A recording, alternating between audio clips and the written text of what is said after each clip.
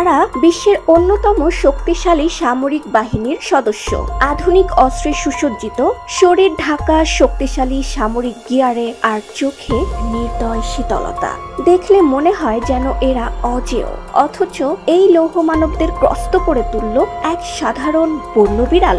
হ্যাঁ, ঠিকই শুনেছেন, যেখানে মানবতার রক্তস্নাত, যেখানে নিরীহ ফিলিস্তিনিদের কান্না বাতাসে মিলিয়ে যায়, সেখানে এই ছোট্ট প্রাণীটি হয়ে উঠল এক অদ্ভুত প্রতিরোধের প্রতীক। মুসলিম বিশ্ব যখন ক্ষমতার মোহে বন্দী, মুখে তালা আর অন্তরে ভীরুতা, তখন এই বিড়াল দেখিয়ে দিল কিভাবে অন্যায়ের মুখোমুখি দাঁড়াতে হয়। ঘটনাটি গাজা উপত্যকার উত্তরে, চারদিকে ধ্বংসস্তূপ, ধোঁয়া আর নিঃসীম শূন্যতা। ইসরায়েলি সেনারা টহল দিচ্ছে, সতর্ক দৃষ্টিতে খুঁজছে শত্রুকে। ঠিক তখনই ধ্বংসস্তূপের আড়াল থেকে ছায়ার মতো বেরিয়ে এলো এক বন্য বিড়াল। তার চোখে আগুনের ঝলক, শরীর ছোট কিন্তু সাহস পাহাড় সম। মুহূর্তের মধ্যে সে ঝাঁপিয়ে পড়ে এক সৈনিকের উপর, নখের আঁচড়ে ছিন্ন ভিন্ন করে ফেলে তার মুখ। হতচকিত সেনারা কেউ চিৎকার করে, কেউ দৌড় দেয়, কেউ অস্ত্র ফেলে পালিয়ে যায়। ঘটনাটি ইসরায়েলের সংবাদ মাধ্যমে প্রকাশ পায়। সামরিক সূত্র জানায়, সীমান্তে এক বন্য প্রাণীর আকস্মিক